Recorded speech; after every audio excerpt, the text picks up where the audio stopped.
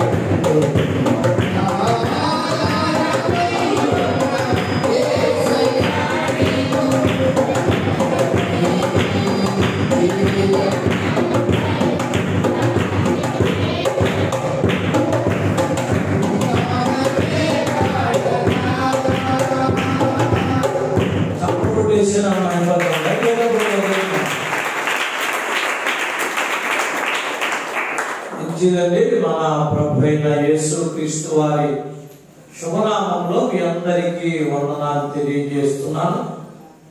దేవునికి స్తోత్రాలు చెల్లిస్తున్నాను. హల్లెలూయా. దేవుని యొక్క మహాకృపను బట్టి ఆయన కనికరాన్ని బట్టి దేవుని సన్నిధిలో మనం ఉండడానికి ఈ 15 రోజుల వ్యవధిలో ఎన్నో ఇబ్బందుల మధ్య, ఎన్నో సమస్యల మధ్య, ఎన్నో స్వాదుల మధ్యన నలిగిన వారిని గురించి నేను వివరించి మిమ్మల్ని దేవుడి తట్టుగా తెప్పాలనే ఉద్దేశంతో ఈ విషయాలు నేను మీకు చెప్పడం జరిగింది. హల్లెలూయా, హల్లెలూయా. అయితే గమనించండి, ఈరోజు ప్రాముఖ్యమైనటువంటి ఆశీర్వాదకరమైనటువంటి దీవెనకరమైన మాటను దేవుడు మోషే నోట ఉంచి సర్వ సమాజం ఎదుట గమనించండి ఇశ్రాయేలు ప్రజలను దీవిస్తున్నటువంటి వాక్య భాగాలను మనం ఈరోజు ధ్యానం చేయబోతున్నాం. ఇశ్రాయేలు ప్రజలు గమనించండి 20 లక్షల మంది పైబడి గమనించండి ఇశ్రాయేలు ప్రజలు మోషే ఎదుట ఉన్నాడు. ఆ రోజుల్లో మైకులు లేవు. గమనించండి దూరముగా వినపడడానికి గమనించండి దేవుడు మోషేకి ఇచ్చిన స్వరం తప్ప ఆ ఇశ్రాయేలు ప్రజలందరికీ కూడా గమనించండి ఇలాంటి దూరశ్రవణ యంత్రాలు కానీ మైకులు కానీ లేవు. ఒక్క మోషే మాట్లాడుతుంటే గమనించండి 20 లక్షల మంది అంతటికి కూడా అర్థమయ్యే రీతిలో ఆ మాటలు వినబడినప్పుడు వాళ్ళందరూ కూడా తల వచ్చి వారి ఎదుట దేవుని మహిమను చూసి సాగిలపడి ఆ మాటను బట్టి యెహోవా నామానికి మహిమ కలుగునుగాకని ఆయన వారు అంటున్నప్పుడు గమనించిన ఆ మాటలు విన్నటువంటి మోషే వారు అంటున్నాడు. గమనించండి, మీరు ఇశ్రాయేలును ఎలాగో దీవెన యెహోవా నిన్ను ఆశీర్వదించి నిన్ను కాపాడునుగాక. యెహోవా నీకు తన సన్నిధి కాంతిని ఉదయింపజేసి నిన్ను కరుణించునుగాక. యెహోవా తన సన్నిధి కాంతిని ఉదయింపజేసి నీకు సమాధానము అట్లు వారు ఇశ్రాయేలు మీద తన నామమును ఉచ్చరించడం వలన వారిని దేవుని నామమును నోటితో పలకడం వలన ఆశీర్వాదం వస్తుందనేటువంటి విషయాన్ని అక్కడ గమనించండి. దేవుడు ఇశ్రాయేలు ప్రజలకు బయలుపరుస్తున్నాడు. గమనించండి, ఇశ్రాయేలు ప్రజలకు ఆశీర్వాదాన్ని దేవుడు పంచడానికి గమనించండి వారిని నడిపిస్తున్నాడు. ఐగుప్తు దేశంలో 430 సంవత్సరాలు వాళ్ళ శ్రమల కొలుగులో ఒకసారి రాస్తున్నాడు అగ్ని మంటలు ఇనుప కొలుగులు వచ్చి గమనించండి వారిని బయటికి తీసి ఎర్ర సముద్రము దాటించి యోర్దాను దాటించి ఎరుకోను పగలగొట్టి వారు నేను ఏర్పరచమైనటువంటి బంగారు గల దేశం యెహోవా లక్ష్య పెట్టు వారు తేనెలు గల ప్రవహించు దేశమైనటువంటి ఇశ్రాయేలు దేశాన్ని నేను ప్రవేశపెట్టబోతున్నానని చెప్పి గమనించండి. దేవుడు వారిని దీవిస్తున్నటువంటి శుభకరమైనటువంటి పరిస్థితులు మనం చాలా కాలంగా విన్నాం. అయితే గమనించండి వాళ్ళను గమనించండి అలా తీసుకుని వస్తున్నప్పుడు గమనించండి ఒక ఆశీర్వదించబడిన వ్యక్తిగా వాళ్ళు ఉండాలని దేవుడు కోరుకుంటున్నప్పుడు గమనించండి కొంతమంది గమనించండి ఆ క్రమాలు తట్టుకోలేక వెనక్కి వెళ్ళిపోవాలని కూడా వారు అక్కడ ఉన్న ఎర్ర సముద్రం దగ్గర ఉన్నారంటే ఎర్ర సముద్రం దగ్గర ముందు చూస్తే ఎర్ర సముద్రం ఉంది, వెనకాల చూస్తే శత్రువులు తరుగుతున్నారు. ఇంకెక్కడ దేవుడు రా మనకు వెనక్కి వెళ్ళిపోయి ఐగుప్తులకు బానిసలుగా ఉండిపోదామన్నారట. ఇంకెక్కడ దేవుడు రా ముందు చూస్తే సముద్రం, వెనకాల చూస్తే శత్రువులు, ఇంకెక్కడ దేవుడు రా. ఐగుప్తులో మనం చూసినటువంటి అద్భుతాలు ఎప్పుడో జరిగి ఇప్పుడు జరగవేంటని చెప్పి గమనించండి. అలాంటి పరిస్థితుల మధ్య గమనించండి మోషే ఒక మాట అన్నాడంటే ఏంటంటే మిమ్మల్ని తరుముతున్నటువంటి ఇశ్రాయేలు ప్రజలకి మీరు అన్నాడు కూడా ఐగుప్తునికి అన్నాడు కూడా మీరు చూడాలి. మిమ్మల్ని తరుముతున్నటువంటి ఐగుప్తుని మీరు ఎన్నడూ చూడాలని చెప్పి గమనించండి.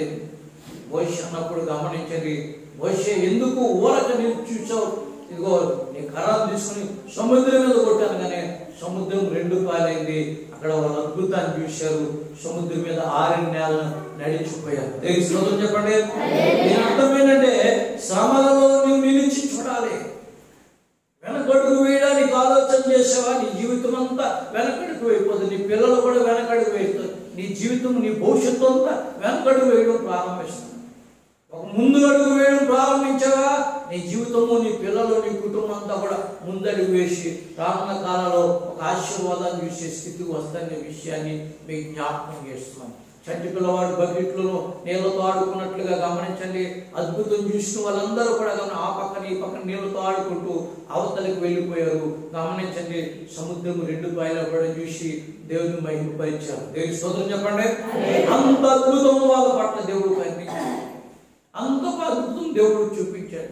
యోర్దాను ఎదురైంది, గమనించండి, యోర్దాను కూడా అట్లాగే చీలిపోయింది. ఎరుకో కూడా ఎదురని ఎరుకో కూడా అలాగే కుప్ప కూలిపోయి. దేవుని స్తోత్రం చెప్పండి. ఆ దేవుడు గమనించండి, ఆ ప్రజలు తోడుకు వెళ్ళిపోతున్నాడు. గమనించండి, అలాంటి పరిస్థితులు గమనించండి జరుగుతూ ఉండగా గమనించండి, పెనుమార్పులు వారి జీవితాల్లో జరుగుతూ వచ్చినాయి. పెనుమార్పులు వారి జీవితాల్లో జరుగుతూ వచ్చినప్పుడు గమనించండి, యెహోషువ గమనించండి ఒక మాట చెప్పండి. ఒక తండ్రి తన ఇంటిని పిల్లలకు కొలిచి లెక్కించి, ఈ భూమి నీకురా, ఈ ఇల్లు నీకురా, ఈ పొలం నీకురా, లేకపోతే ఈ మామిడి తోట నీకురా, ఈ బత్తాయి తోట నీకురా, ఈ అంజూరపు తోట నీకురా, ఈ ఉరుగు తోట నీకురా, లేకపోతే గమనించండి ఈ దానిమ్మ తోట నీకురా అని చెప్పి తండ్రి అప్పగించినట్టుగా అంటే కాను దేశమంతటిని కూడా నటండి యెహోషువ ఇశ్రాయేలు ప్రజలకు పంచిపెట్టాడట. వాళ్ళు అనుకున్నారటంటే మన వాళ్ళు మాట వినలేదు, కానీ మన వాళ్ళు వినని మాట మనం విన్నాం కనుక ఈ తోటలు, ఈ ఫలాలను, ఈ భాగ్యాలు మనం అనుభవిస్తున్నామని చెప్పి వాళ్ళు సంతోషపడి ఆ దేశాన్ని పంచుకున్నారట. చప్పుడు కొట్టేసిన మేము పెడతాం.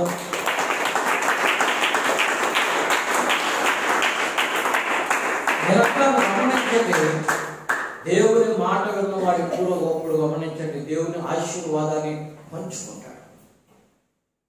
దేవుని ఆశీర్వాదాన్ని తప్పకుండా పంచుకుంటాడు.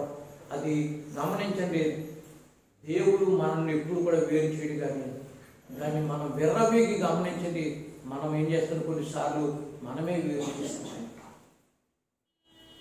వాళ్ళు గమనించండి ఆశీర్వాదం అనుభవిస్తున్నట్టండి, ఆశీర్వాదం అనుభవిస్తూ ఏం చేశారటంటే ఆ ఇశ్రాయేలు ప్రజలతో ఉన్నటువంటి ఆ ప్రాంతంలో ఉన్నటువంటి గమనించండి ఆ ఇల్లు గల వాళ్ళని, ఆ పొలాలు గల వాళ్ళని, లేకపోతే ఆ తోటలు గల వాళ్ళని వాళ్ళ ఇంట్లో పనివారిగా పెట్టుకున్నారట. ఎంత ఆశ్చర్యం! ఆ పొలాలు గల వాళ్ళని, ఆ ఇల్లు గల వాళ్ళని, ఆ తోటలు గల వాళ్ళని ఆ ఇంట్లో పనివారిగా పెట్టుకున్నారండి. ఇది ప్రసాద్ గారు అసలు ఊహించిన విషయమే, అసలు ఆలోచించదగ్గ విషయమే. వాళ్ళ తోటల్లో వాళ్ళ కూలీలుగా ఉండడం ఏంటి? ఇంచుమించుగా 95 సంవత్సరాల క్రితం మన ఆంధ్రప్రదేశ్ నుంచి కర్నూలు ప్రాంతం, ఆంధ్రప్రదేశ్ కర్నూలు ప్రాంతం నుంచి దక్షిణ ఆఫ్రికా చెరుకు తోటలు వేయడానికి వెళ్ళారు. కొంతమంది చెరుకు తోటలు వేయడానికి వెళ్ళారు. చెరుకు తోటలు వేయడానికి వెళ్తే ఈ కర్నూలు వాళ్ళు ఏం చేశారంటే చెరుకు తోట పాకడం, చెరుకు తోట పెంచడం, చెరుకు తోట నరకడం, బెల్లం మాడడం, బెల్లాన్ని ఏ దేశాలకు వేయడం అన్నీ కూడా గమనించండి.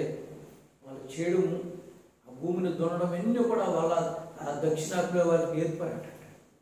వాళ్ళు నేర్చుకున్నారట. వాళ్ళు నేర్చుకుంటూ గమనించండి వీళ్ళగా పని అప్పగించేవారటండి. వచ్చారు, పని చేస్తున్నారా, మన దేశం బాగుంది, మన భూములు బాగున్నాయి, మన పంటలు బాగా పండుతున్నాయి, మనం చాలా అభివృద్ధి చెందామనుకుంటూ గమనించండి వాళ్ళు తినడం, తాగడం, పడుకోవడం, తినడం, తాగడం, పడుకోవడం, వచ్చిందో పడుకుంటాడు. గమనించండి వాడు ఒక్కొక్కడు ఎంతమంది అంటే ఒక్కొక్కడు 1 కేజీ మస్తు తింటాడు. 1 కేజీ మస్తు తింటే తినడం, తాగడం, పడుకోవడం, తినడం తప్ప అని చెప్పలేదు, పడుకోవడం తప్ప అని చెప్పలేదు, కానీ పని చేసుకుని తినాలి, పడుకోవాలి. దేవుని స్తోత్రం చెప్పండి. ఎంతవరకు దారి తీసిందంటే అది ఈ పొలాల్లో పని చేసుకున్న వాళ్ళకి డబ్బులు లేకుండా వాళ్ళకి ఈ పొలాల గలవాళ్ళు బాకీలు పడిపోయారు. ఈ పొలాల గలవాళ్ళు బాకీలు పడిపోతే గమనించండి ఆఖరికి వచ్చినప్పటికి ఒక్కొక్కడికి ఒక్కొక్క సంవత్సరం కొంచెం రాసేసుకోవాలంట. ఏ రాసేసుకోవాలంటే ఈ బాకీ కింద కొంచెం భూమి ఉంచుకోవడం కూడా వీళ్ళు పొలాల్లో పనిచేయడం ఆ కొంచెం భూమి రాసుకోవడం ఇలాగ మొత్తం గమనించడం జరిగింది. ఏంటంటే వాళ్ళ భూమి అంతా ఈ పనివారి ఏదో కర్నూలు వాళ్ళు పేరం రాయపడ్డ చప్పుడు తెలిపారు.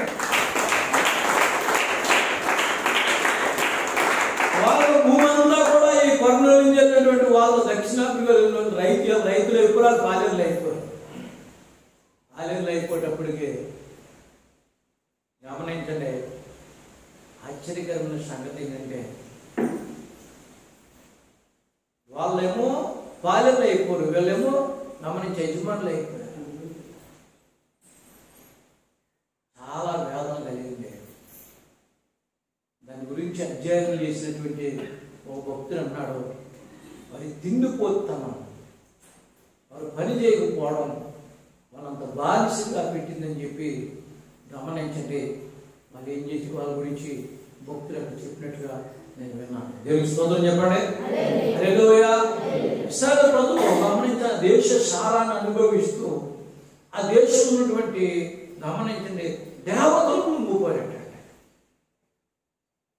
కానాను దేశాన్ని ఇశ్రాయేలు దేశాన్ని భాగ్యంగా పొందుకున్నటువంటి వాళ్ళు దేవుణ్ణి మర్చిపోయి ఆ దేవతలకు లొంగిపోయారటండి. లొంగిపోయినప్పుడు గమనించండి మళ్ళా వాళ్ళు ఏమైపోయారంటే అక్కడ బానిసలు అయిపోయారంట. ఎంతవరకు బానిసలు అయిపోయారంటే గమనించండి ఆ దేశంలో మళ్ళా వాళ్ళు తిండి లేని వారిగా, ఇబ్బందులు పడేవారుగా, ఏమైనా పంటలు పండిస్తే గమనించండి ఆ పంటలను అట్టండే ఇతరులు వచ్చి దోసుకుని పోయేవారుగా, ఏమి అన్ని ఇబ్బందులు పడేవారుగా, కష్టాలతో ఉండేవారుగా, నష్టాలతో ఉండేవారుగా జీవిస్తూ మొదలుపెట్టారు. అలాంటి పరిస్థితుల్లో గమనించండి ఒకే ఒక స్త్రీ, రెండు చేతులెత్తి దేవుని స్తోత్రం చెప్పండి. ఒకే ఒక స్త్రీ, మళ్ళీ చెప్పండి, రెండు చేతులెత్తి దేవుని దగ్గర ప్రార్థన చేయడం ప్రారంభించింది. దేశంలో ఒక స్త్రీ దేవుని దగ్గర ప్రార్థన చేయడం ప్రారంభించిందట.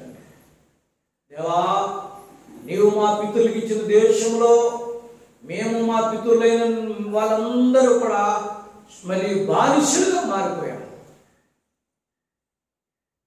ప్రజలను మా దేశాన్ని కరుణించవా, మా ప్రజలను మా కుటుంబాలను కరుణించవని చెప్పి ప్రార్థన చేయడం ప్రారంభించిందండి. చూడండి మాట మనం చదువుకుందామా. న్యాయాధిపతుల గ్రంథం 4వ అధ్యాయం, న్యాయాధిపతుల గ్రంథం 4వ అధ్యాయం, న్యాయాధిపతుల గ్రంథం 4వ అధ్యాయం 4వ వచనం చదవండి. లబ్బిదోతునకు భార్య అయిన దెబోరాను ప్రవక్త ఇశ్రాయేలుకు న్యాయాధిపతినిగా ఉండెను.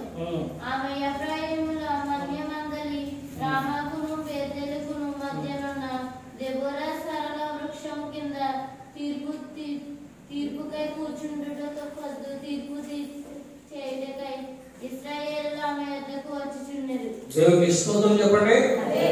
ఒక స్త్రీ దేవుణ్ణి ప్రార్థన చేయడం, దేవుని మాటలు ప్రజలకు చెప్పడం, ప్రజల మాటలు దేవుడికి చెప్పడం జరుగుతుందట. అంటే గమనించండి, ఒక స్త్రీ దేవుని మాటలు ప్రజలకు చెప్పడం, ప్రజల మాటలు దేవుడికి చెప్పడం. దేవా, మా ప్రజలందరూ కూడా నీవు ఇచ్చిన దేశంలో దారి తప్పిపోయాయా, మళ్ళా బానిసలుగా మారిపోయాయా, మా ప్రజలు ప్రభువా, మా ప్రజలు బ్రతకడానికి ఆహారం కొదువైపోయిందయ్యా, వాళ్ళని విడిచిపెట్టి దేవతలకు, ఈ లోక దేవతలకు అందరికీ మొక్కుతున్నారయ్యా, వాళ్ళని సరిచేయడానికి ఒక అవకాశం దయచేయని చెప్పి దేవుని దగ్గర విజ్ఞాపన చేసిందటండి. ఆమె గమనించండి ఎంత భయంకరమైన పరిస్థితి చూసిందంటే 5వ అధ్యాయం చూడండి, 5వ అధ్యాయం 7వ వచనం చూస్తే ఇశ్రాయేలీయుల అధిపతులు లేకపోయి దెబోరాను నేను రాకమునుపు ఇశ్రాయేలులో నేను తల్లిగా నుండక మునుపు వారు లేకపోయి ఇశ్రాయేలు ఏం కోరుకున్నారంటే ఎంత భయంకరమైన పని అంటదండి. అక్కడ రాయబడిన మాటల్లో ఆ పుట్లెట్టుంటది, నేను రాకముందు గ్రామాలన్నీ కూడా నిర్జనముగా ఉన్నాయి. అంటే జనములు ఉన్నారు కానీ చచ్చిన వాళ్ళుగా ఉన్నారటండి. ఆశీర్వదించబడిన జనాంగం, దీవించబడిన జనాంగం, అనేక మందికి మాదిరి కనబడిన జనాంగం, గమనించండి, శపించబడిన జనాంగంగా కనబడుతున్నప్పుడు ఆమె అంటుంది, నేను వచ్చేటప్పటికి ఇశ్రాయేలు అధిపతులు ఎవరు లేరు, అవ్వా మా దేశం జ్ఞాపకం చేసుకో, మా ప్రజలందరి మీద నీ కరుణ దృష్టించు, మా ప్రజల పక్షంగా నీవు కనికరము చూపించని. గమనించండి, ఆమె ప్రార్థన చేయడం మొదలుపెట్టిందటండి. ఆ ప్రార్థన చేసిన కారణంగా దేవుడు దిబోరాను లేపాడటండి. దిబోరాను లేపి తర్వాత ఆమె బారాక్ అనే వాడిని, ఒక మగవాడిని లేపాడటండి. బారాక్ అన్నాడటండి, దిబోరా నువ్వు నా ముందు నడిస్తే నేను నీ వెనకాల వస్తాను, నువ్వు నా ముందు నడిపితే నేను నీ వెనకాల వస్తాను. ఆవిడ అంటుందంటే, నేను రాను, నా దేవుడే యెహోవా నీ ముందు నడుస్తాడు. దేవుని స్తోత్రం చెప్పండి. హల్లెలూయా. బారాకును పంపిందటండి. వాళ్ళ శత్రువుల చేతుల్ని గమనించండి, బారాకు అప్పగించిందటండి. బారాకు అప్పగించినప్పుడు గమనించండి, ఆ దేశము రాయబడినటువంటి ఆ అధ్యాయులు చూస్తే 40 సంవత్సరములు నెమ్మదిగా ఉందట. శత్రువులందరూ ఎన్నో వచ్చి చదువు 5:30 చూస్తే యెహోవా నీ శత్రువులందరూ యెహోవా నీ శత్రువులందరూ కావుననే నశించెదరు. ఆయనను ప్రేమించువారు బలముతో ఉదయించు సూర్యుని వలె నుందురని పాడిరి. తరువాత దేశము 40 సంవత్సరములు నిమ్మలముగా ఉండెను. రెండు తెలుస్తోందని చెప్పండి. ఒక స్త్రీ ప్రార్థన చేయగా, ఒక స్త్రీ దేవుని మాట వినగా ఆ దేశమంతా దేవుని మాట వింది. నేను అంటాను, స్త్రీగా నువ్వు నీ ఇంటి గురించి ప్రార్థన చేయి, నీ పిల్లల గురించి ప్రార్థన చేయి. నీ పిల్లల గురించి ప్రార్థన చేస్తే దేవుడు నీ దేశాన్ని బాగు చేస్తాడు, నీ పిల్లలను బాగు చేస్తాడు. చాలా మంది అనుకుంటారు, నా ఒక్కడ వల్ల ఏమవుతుంది. నేను అలాగనే వాడు, ప్రభువా నేను వైజాగ్ నుంచి ఏలూరు వచ్చాను, ఏలూరు నుంచి మలాగిరి వచ్చాను, నా వెనకాలని ఉండబట్టి, నా ముందుని ఉండబట్టి ఈ పనంతా జరుగుతుంది, నా వల్ల ఏం జరగదు ప్రభు అని ప్రార్థన చేస్తూ దేవుడిని అడుగుతున్న వాడిని దేవుడు గొప్ప కార్యాలు చేస్తూ ఉన్నాడు. దేవునికి స్తోత్రం చెప్పండి. హల్లెలూయా. ఎందుకు విషయం మీకు చెప్తుంటే, ఒక స్త్రీ దేవుడితో నడడం మొదలు పెట్టింది. మీరు దేవుడితో నడడం మొదలు పెట్టండి. యథావిధిగా క్రమంగా దేవుడి మందిరానికి వస్తూ దేవుడి నియమాలు పాటించండి. దేవుడి నియమాలు మనం పాటించినప్పుడు దేవుడు ఏం చేస్తాడని తన కృపను ఇస్తూ ఉంటాడు. దేవుడు మన పట్ల కనికరం చూపుతాడండి. ఈ మధ్యకాలంలో గమనించండి, మన పక్కూరులో పెళ్లి జరిగింది. పెళ్లి జరిగితే గమనించండి, ఆ పెళ్లికి గమనించండి, పిల్లలు వీడియో చేస్తున్నారట. అన్న ఏం చేస్తున్నారు? వీడియో తీస్తున్నారట. వీడియో తీస్తుంటే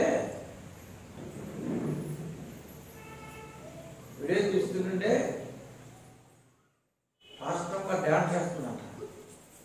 మీకు ఆశ్చర్యం ఉంది కదా?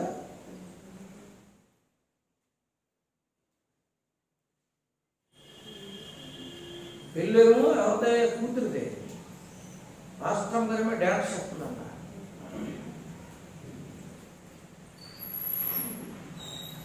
చాలా బాధాకరమైన విషయం ఏంటంటే,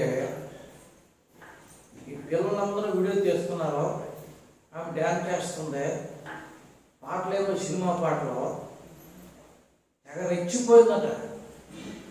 ఎగరెచ్చిపోయి డ్యాన్స్ చేస్తుంటే ఈ పిల్లలందరూ వీడియో తీస్తున్నారు. ఇంకా దేవుడు ఎంత కోపం ఇస్తాడు చెప్పండి. ఇప్పుడు దేవుడు ఎంత కోపం ఇస్తాడు చెప్పండి. ఆయన చూసుకున్నట్టు ఊరుకుంటాడా? ఆయన మెక్సిమన్ గారు ఆయన చూసుకున్నట్టు ఊరుకుంటాడా? మా అబ్బాయి కానీ మా అమ్మ కానీ ఏం చేసినా చూడండి, ఏదో పిల్లలు కదండి అంటాక ఏం లేదండి. వర్షం మొదలైందంట. వర్షం మొదలైతే గమనించండి,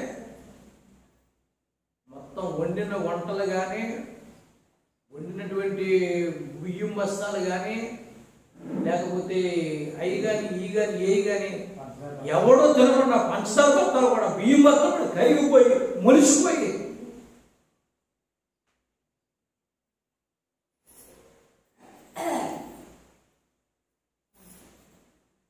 పాకం వచ్చేసి అంత భయంకరమైనటువంటి ఉగ్రత దేవుడు చూపించాడు.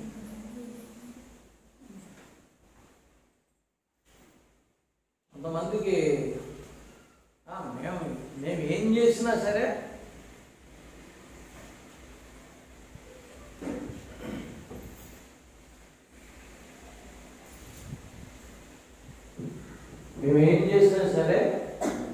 ఏం చోట్ల దేవుడు అనుకుంటాం.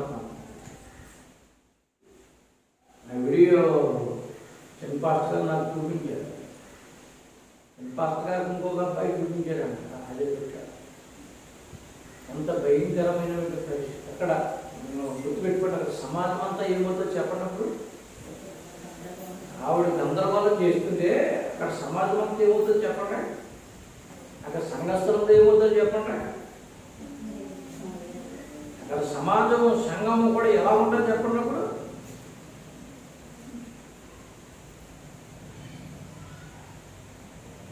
చర్చి చూస్తే ఎక్కడ చూసినా వేసి పెట్టేశారట.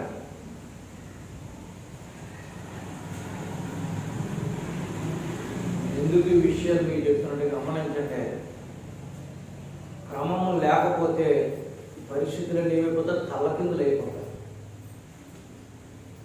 బియ్యం బస్తాలు మొక్కలు వచ్చేసినాయి, పంచదార పాకం వచ్చేసి కుట్టుకుపోయింది, లైటింగ్లు గీటింగ్లు మొత్తం చల్లాచెదురు అయిపోయి గమనించండి, విరిగిపోయి తంబాలతో సరి పడిపోయింది. ఇప్పటికీ కూడా గోలు గీరుకుంటూ కూర్చుని ఏం చేయాలో తెలియక నెత్తునూరు పోతుంది. వెచ్చలవిడి తనమున్నటువంటి దౌర్భాగ్య స్థితి అంత నీచంగా ఉంటుందనే విషయాన్ని నేను మీకు రూఢిగా చెప్తున్నాను. ఎక్కడ మన పక్కలో జరిగింది. ఎందుకు ఈ విషయాలు చెప్తుంటే, ప్రార్థించవలసిన వారు ఏం చేయాలి చెప్పండి? ప్రార్థన చేయాలి. ఏం చేయాలి తెలుస్తుందని చెప్పండి. నాటకాలు ఆడకూడదు. ప్రార్థన చేయవలసిన వాళ్ళు ప్రార్థన చేయాలి, అంతే. ప్రార్థన చేయవలసిన ప్రార్థన చేస్తే ఆశీర్వాదాలు గమనించండి, ఆ దేశం అంతా పాగుతాయి. దిబోరా గమనించండి, దేశం కొరకు దేవుని దగ్గర చేతులెత్తింది. నేను అంటాను, గమనించండి, దేవుని దగ్గర చేతులెత్తే భాగ్యం లేకుంటే చాలా సంతోషం. దేవుని దగ్గర నీ దేశం కొరకు, నీ రాష్ట్రం కొరకు, నీ ప్రాంతం కొరకు, నీ గ్రామం కొరకు, నీ కుటుంబం కొరకు, నీ బిడ్డల కొరకు చేతులెత్తే భాగ్యం నీకుంటే ఎంతో ధన్యురాలు. దేవుడు నిన్ను అడగడు. తెలుస్తుందని చెప్పండి. హల్లెలూయా.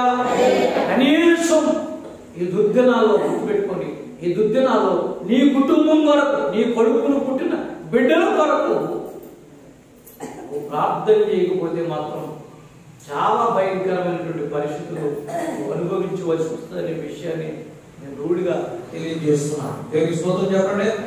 హల్లెలూయా.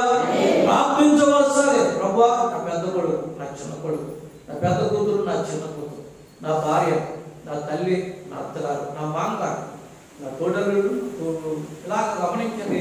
కొంతమందినైనా నీవు దేవుడి కొరకు ప్రార్థించవలసిన బాధ్యత ఉందనే విషయాన్ని నీకు జ్ఞాపకం చేస్తున్నాను. అమంతా గమనించండి. నేను దేశంలో ఉన్నప్పుడు అధిపతులు లేకపోయారు.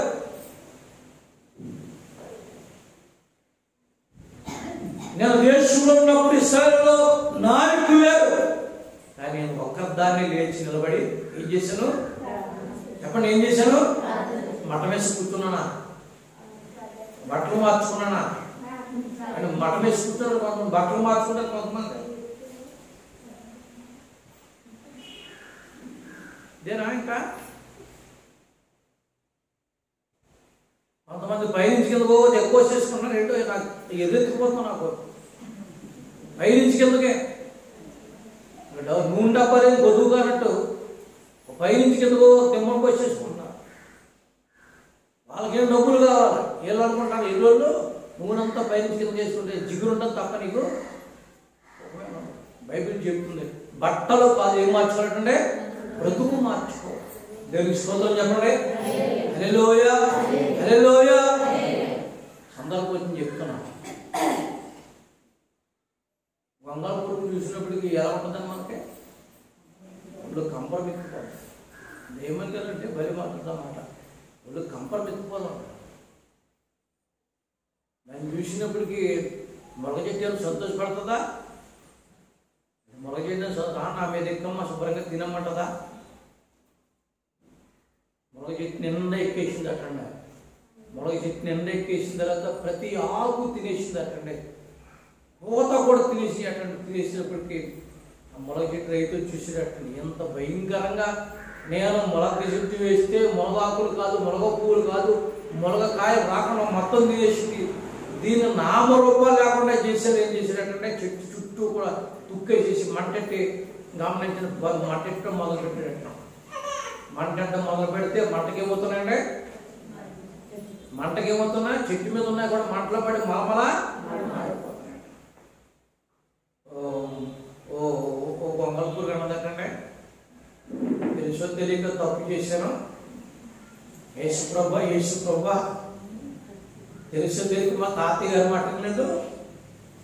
ఆయన ఎప్పుడు చెప్తూ ఉన్నాడు తినొద్దురా, తిరగొద్దురా, తాగొద్దురా అని చెప్తున్నాడు. నేను తింటున్నాను, తిరుగుతున్నాను, డ్యాన్స్ కూడా కడుతున్నాను. మా తాతయ్య గారు చెప్పి వినలేదని చెప్పి గొంగళపూర్లో ఏమన్నా ప్రార్థన చేస్తాను వేసిపోయి అలాగే నన్ను కాపాడమన్నాడు. అది ఉన్నకాడ ఆ మంట ఆరిపోయింది. దేవునికి స్తోత్రం చెప్పండి. అది ఉన్నకాడ ఏమైపోయింది? మంట ఆరిపోయింది. మొత్తం మీద మంట ఆరిపోయింది. ఎలాగోలను పట్టుకుని జాగ్రత్తగా గాలి ఇచ్చినట్ట ఆ పక్క కొమ్మ మీద దూకేసినట్టు. పక్క కొమ్మ మీద దూకేసి అప్పుడు మళ్ళీ ప్రార్థన చేస్తాను.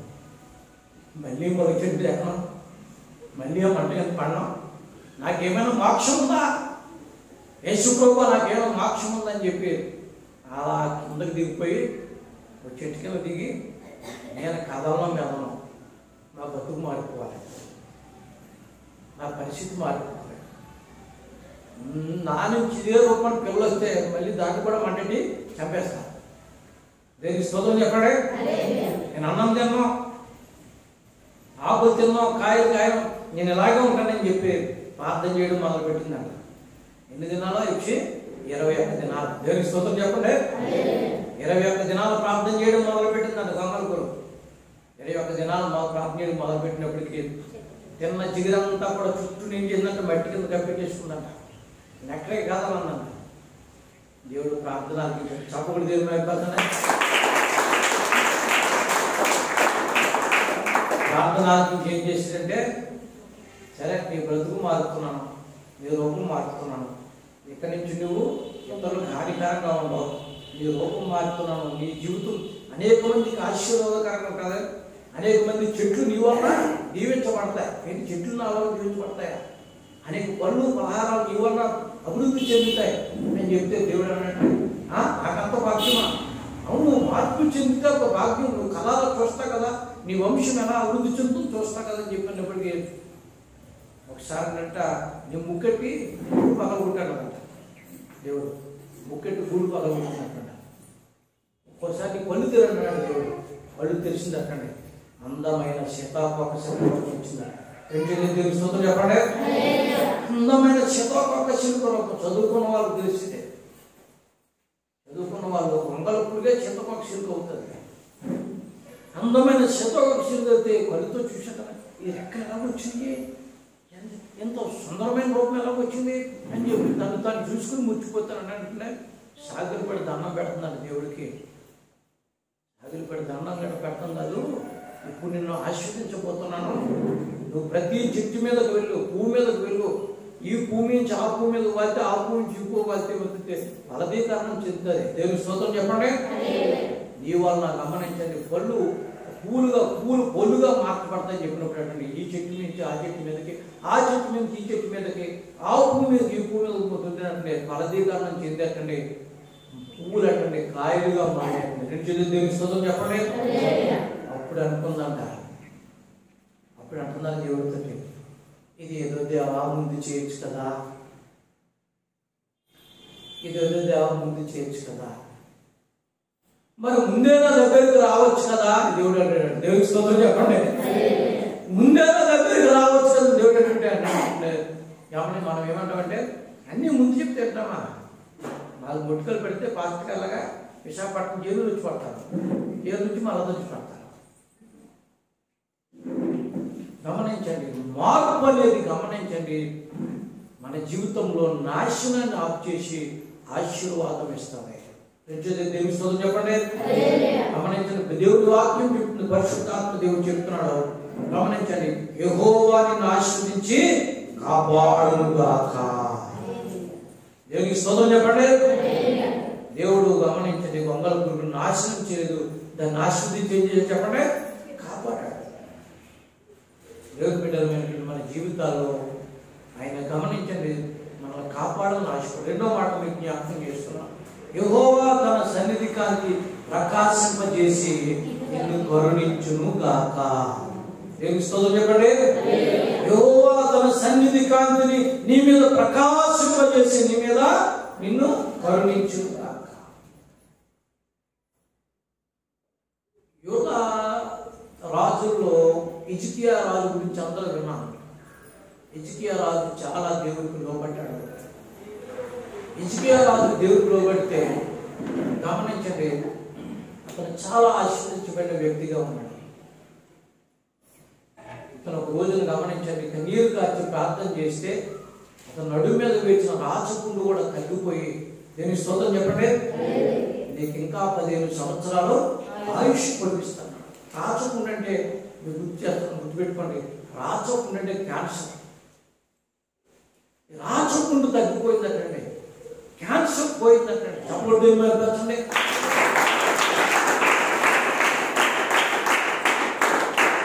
అసలు గమనించండి, రాజు ప్రార్థన చేస్తాడా? రాజు ప్రార్థన చేయడు. ఈ బంగారం పట్టుకెళ్ళి మాస్టర్ గారు మీ పట్టుకెళ్ళి నా ఊరు ప్రార్థన చేయనండి, ఈ పొలం రాశి చేస్తాం, లేకపోతే పట్టుకెళ్ళి మీరు ప్రార్థన చేయండి. ఈ ఆవులు మీకు ఇస్తాం, దారేస్తారంటారు కదా, గోదానం, భూదానం, వస్త్రదానం ఇలాంటివి చేస్తుంటారు మన వాళ్ళు. పట్టుకెళ్ళి మీరు నా పక్షాన్ని ఏదో చేయండి, మీకు నాకు నా పక్షాన్ని మీరు మేలు చేయండి అని అడుగుతారు. కానీ రాజే ప్రార్థన చేసేటండి, రాచపుండు తగ్గిపోయిందటండి. రెండు దేవుని స్తోత్రం చెప్పండి.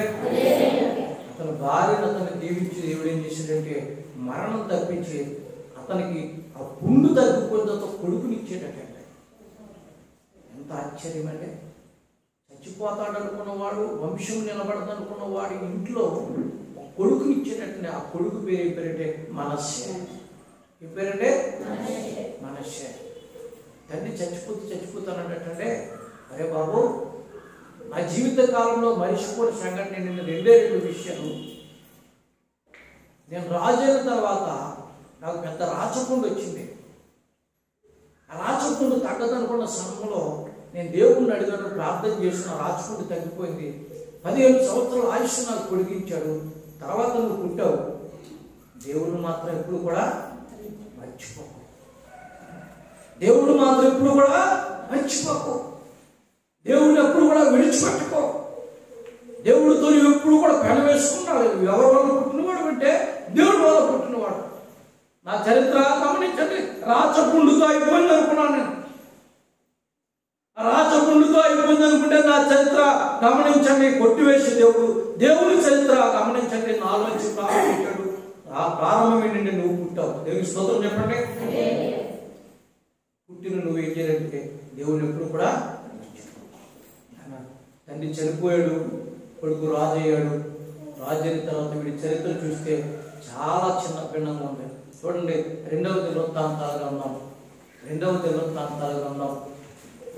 33వ అధ్యాయం. 2వ దినవృత్తాంతాల గ్రంథం 33వ అధ్యాయం మనం చూస్తే వాడు అంటే దేవుని వదిలిపెట్టడం, దేవతలను ఆరాధించడం.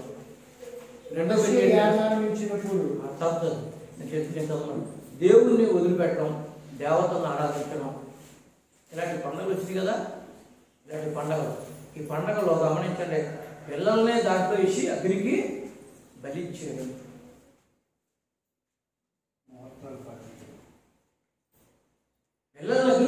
చేసేవాడటంటే, ముహూర్తాలు పాటించేవాడటంటే, చేతబడులు చేసేవాడటంటే, గమనించిన సోదుగాండ్రిని పెంచేటట్టంటే, చిల్లగితనం, భయంకరమైనటువంటి కర్ణ పిశాచుల్ని, చాలా భయంకరమైన పరిస్థితులు. ఒకసారి పాస్టర్ చదవండి, వాక్యం చదవండి బైబిల్ నుంచి. మనషే యాలామించినప్పుడు అయిపోతుందండి. ఏమేమి చేయవచ్చు? ఇతడు తన తండ్రి అయిన హిజ్కియా పడగొట్టిన ఉన్నత స్థలమును తిరిగి కట్టించి బయలు దేవతలకు బలిపీఠములు నిలిపి దేవతల స్తంభములను చెక్కించి ఆకాశ నక్షత్రములన్నింటినీ పూజించి కొలిచెను. మరియు నా నామము ఎన్నటెన్నటికి ఉండునని యెరూషలేమునందు ఏ స్థలమును గూర్చి యెహోవా సెలవిచ్చెనో అక్కడనున్న యెహోవా మందిరమందు అతడు బలిపీఠములను కట్టించెను. మరియు యెహోవా మందిరపు 2 ఆవరణములలో అతడు ఆకాశ నక్షత్ర సమూహమునకు బలిపీఠము కట్టించెను.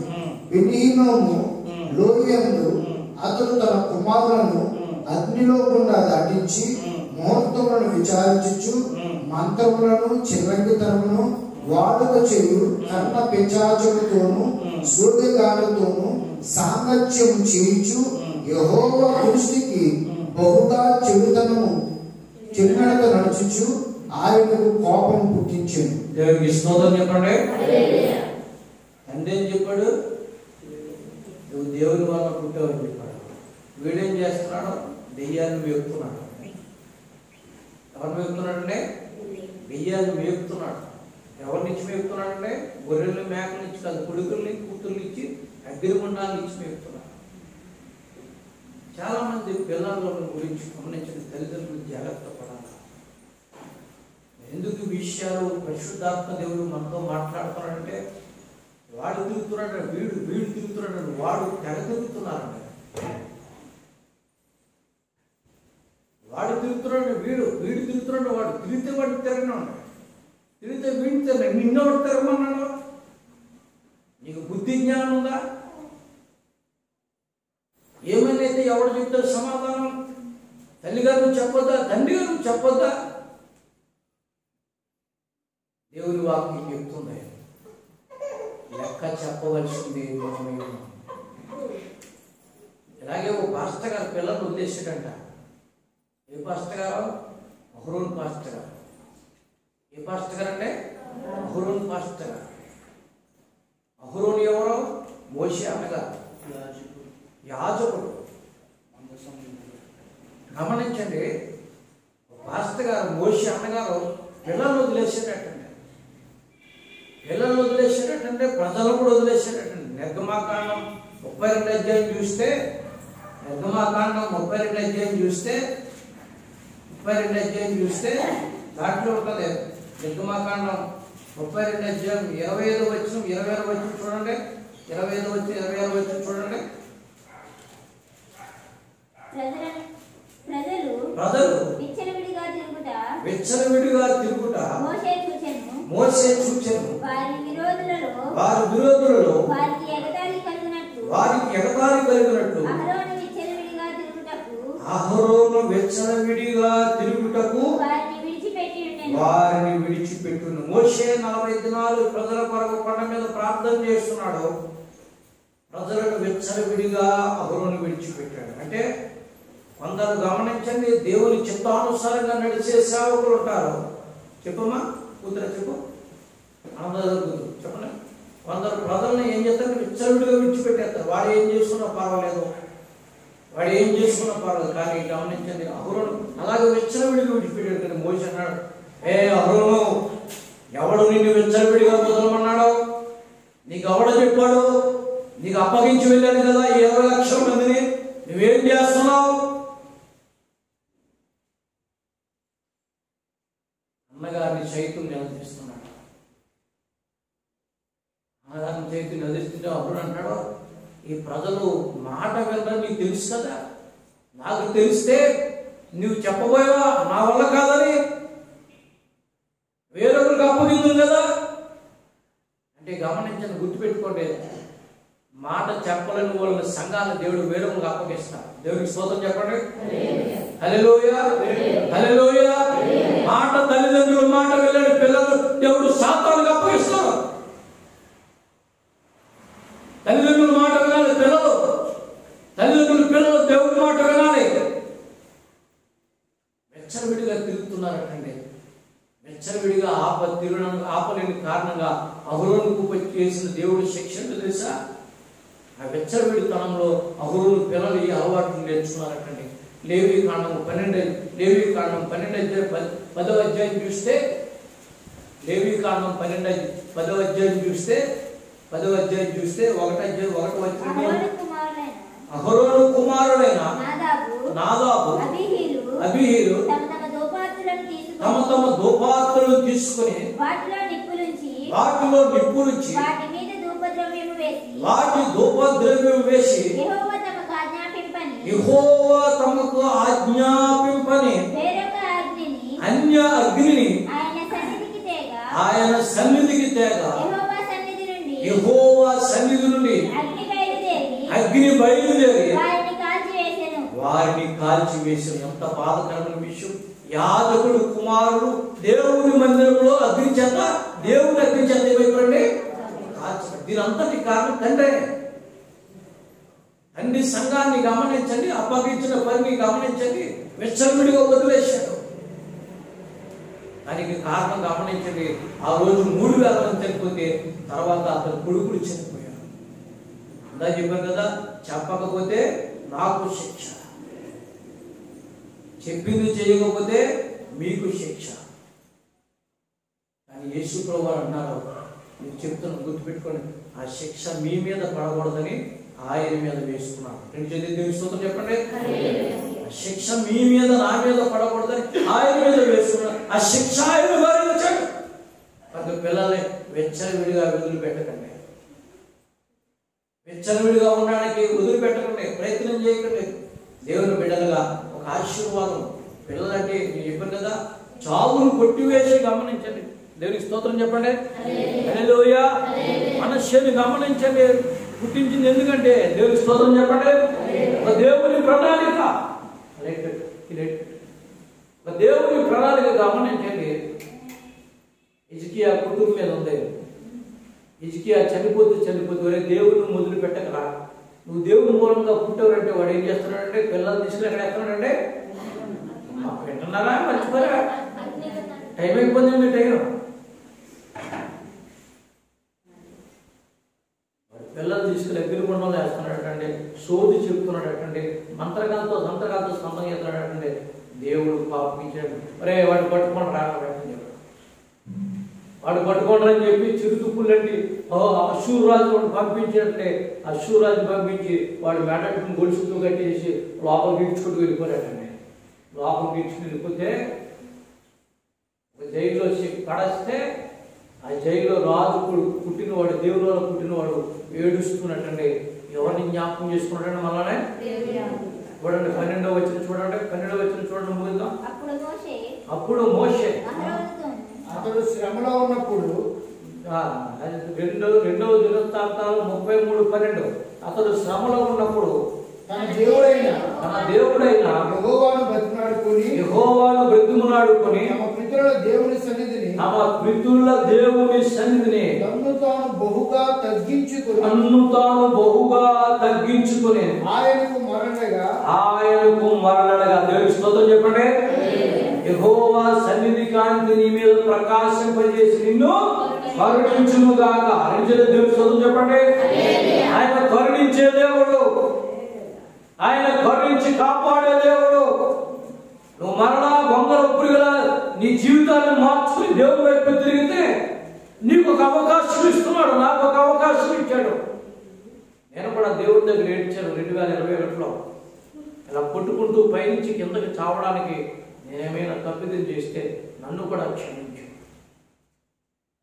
చెప్పాను కదా, సమర్థంగా కార్లు తిప్పేవారు, సంఘం ప్రార్థన చేసేది, సుగంధ డబ్బు కట్టేట్టుకుని గమనించండి, దేవుడు పెట్టుకు తిరిగేవాడు, చక్కబడుతూ ముఖం ఎలా పోతుండేది, కాష్టంగా తల కొట్టుకుని ఇలా ఏడుస్తూ ఉండేది. నేను మంచం మీద కొట్టుకుంటూ అనుకోండి, నాలో తప్పిదం ఏమంటే క్షమించి ఒక్క అవకాశం తండ్రి, కరుణించు తండ్రి. నీ సన్నిధి కాంతిని నా మీద ఉదయింపచేతండి. ఎవరికైనా ఏదైనా చెప్పకపోతే నన్ను క్షమించు ప్రభువా, నన్ను నాకు జ్ఞాపకం చేసుకో. చిన్నపిల్లల ఇల్లు, చిన్నపిల్లలు ఉన్న ఇల్లు, ఇంకా తాతయ్య అంటే ఏంటో, నాయనమ్మ అంటే ఏంటో, ఎరగని వయసులో చచ్చిపోతే వాళ్ళ దేవుని క్రమం ఎవరు నేర్పుతారు తండ్రి అని ఏడుస్తూ ఉండేవాడు. మనస్సే దేవుని వైపు తిరిగాడంటే యెహోవా సన్నిధిని తనుతాను తగ్గించుకున్నాడంటే, తగ్గించుకుని దేవునికి ప్రార్థన చేయడం మొదలు పెట్టాడంటే. దేనికి స్తోత్రం చెప్పండి. హల్లెలూయా. చదవము.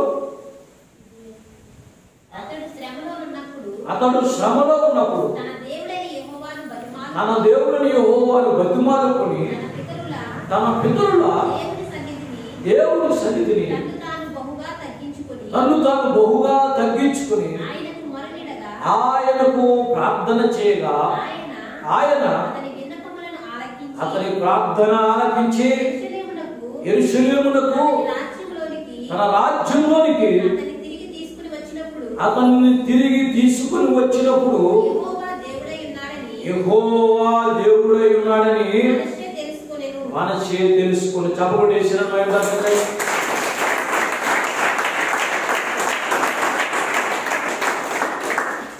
తాను తెలుసుకునే వరకు కూడా దేవుడు ఏం చేసినట్టు అవకాశము ఇచ్చాడు. నేను అంటాను, నీవు నేను తెలుసుకునే వరకు దేవుడు అవకాశం ఇస్తున్నాడు. నీవు నేను తెలుసుకున్న తర్వాత కూడా మళ్ళా లోకంలో ఆడు తిరుగుతున్నాడు, ఈడు తిరుగుతున్నాడు, ఆడు ఈడు తిరుగుతున్నాడు అని తిరిగితే ఇంకెవడు నీ గురించి ప్రార్థన చేస్తాడు? ఇంకెవడు నీ గురించి దేవుడి దగ్గర విజ్ఞాపన చేస్తాడు? నేను మీకు ప్రేమతో చెప్తున్నాను, వాటి జోలికి పోకండి. వాళ్ళలా మనం తిరగకూడదు. దేవుడు ఒక అవకాశం ఇచ్చాడు. మనసు అన్నాడు, యెహోవా దేవుడిని తెలుసుకునే వాళ్ళకు కూడా గమనించండి. మోషేకి అవకాశం ఇచ్చి పనికే యెహోవా సన్నిధి కాంతి అతని మీద వర్ణించింది. దేవుడికి స్తోత్రం చెప్పండి. హల్లెలూయా. మూడో మాటను చెప్పి నేను ముగిస్తాను, గుర్తుపెట్టుకుని. మూడో మాట మనం చూస్తే చూడండి ఏమంటుంది. యెహోవా నీ మీద తన సన్నిధి కాంతి ఉదయింపజేసి నీకు సమాధానము కలుగు చేయనుగాక. సమాధానము కలుగునుగాక. లోకారాసిన సువార్త 2వ అధ్యాయము 14వ వచనం చూస్తే, సర్వోన్నతమైన స్థలములో దేవుని మహిమ ఆయన విశ్వని వారికి మాత్రం భూమి మీద నువ్వు ఇష్టడుగా జీవించాలి. దేవుని కష్టపెట్టేవాడిగా జీవించకూడదు. పెట్టినారా? నువ్వు ఇష్టడుగా జీవించాలి. వచ్చే సంవత్సరం గమనించండి, ఈ మాటలు నేను చెప్పకూడదు. దేవుని స్తోత్రం చెప్పండి. నీ కుటుంబం, నీ బిడ్డలు ఇష్టడుగా జీవించాలి. నువ్వు ఇష్టడుగా ఉండాలని దేవుడు కోరుకుంటున్నాడు. సమాధానం నీ ఇంటి మీదకి, నా ఇంటి మీదకి పంపాలని కోరుకుంటున్నాడు. నా ఇంటి మీద ఎంత దేవుని కోపం వచ్చిందో అది నీ ప్రార్థన వల్ల తప్పించబడ్డాలి. దేవుని స్తోత్రం చెప్పండి. హల్లెలూయా. విన్నారా? నా ఇంటి మీదకి వచ్చిన కోపాన్ని దేవుడు నీ ప్రార్థన వల్ల, సంఘ ప్రార్థన వల్ల, నీ సహాయం వల్ల, నీ అందరి ప్రార్థన వల్ల నా మీద వచ్చిన దేవుని కోపాన్ని తప్పించాడు. నా ప్రార్థన నీ ఇంటి మీదకి వచ్చిన కోపాన్ని తగ్గించాయి. ఇప్పుడు నీవు నేను కలిసి మళ్ళా లోకంలో పడితే ఎవడు ప్రార్థన చేస్తాడు? నా గురించి ఎవడు ప్రార్థన చేస్తాడు? ఏ ముఖం పెట్టుకుని దేవుడిని అడుగుతాం? దేవుడు అన్నాడు, కష్టపెట్టేవాడిగానే ఉండద్దు. మళ్ళా చెప్తున్నాను, దేవునికి ఇష్టమైన వాడిగానే ఉండాలి. తీర్మానం చేసుకుందాం. పరిశుద్ధమైన తీర్మానం చేసుకుని ప్రభువుని అడుగుదాం. ప్రభువా, సమాధానాన్ని నేను కోరుకుంటున్నాను. నా జీవితంలో సమాధానం చూడాలని ఆశపడుతున్నాను. నా బిడ్డల జీవితాల్లో సమాధానాన్ని కౌలని ఆశపడుతున్నాను. ఇష్టడుగా ఉండాలని నేను ఆశపడుతున్నాను. నిన్ను కష్టపెట్టకుండా నా జీవితం అంతా కూడా నీతో గడపాలని ఆశపడుతున్నాను. నేను దేవుని స్తోత్రం చెప్పండి.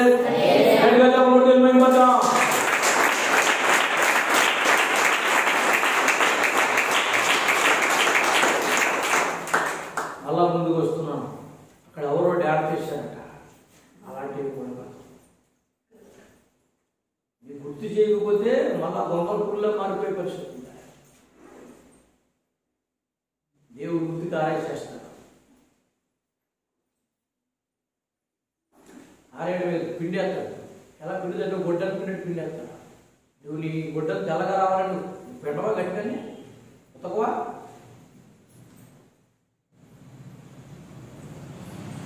జాగ్రత్తగా దేవుడు మనతో మాట్లాడినప్పుడు మన జీవితాన్ని ప్రభు, ఎందుకంటే మన కుటుంబాన్ని దేవుడు నిలబడాలంటే సమాధానం నిలబడాలి.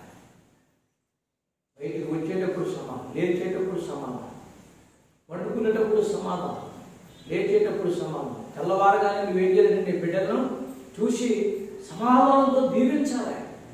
సమాధానం నీ పిల్లలు ఏం చేయాలంటే నీ ఒడిలోకి వచ్చి దేవుడు నిన్ను దీవించుగాక నీ చేత చెప్పించేలాగే ఉండాలి.